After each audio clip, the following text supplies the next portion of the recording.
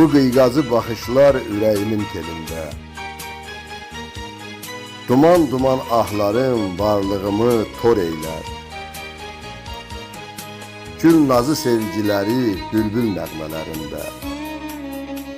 Məhəbbət qoxuları ruhumuza gör eylər. Çəkib qaşı kamandan atar müjgan oxunu. Kim dözər ayrılığın səssiz dalğalarına? Süpürər məhəbbətin qəlbdə varı yoxunu. Könül dönər sevginin xatirələr dağına. Xəyallar ilğımında elə baxma ötərci. Son ümidim qırılsa yolum düşər səhraya. Sevgi baxışlarından yaratmışam nur sərgi. Çəkər məni hər zaman sən adında haraya.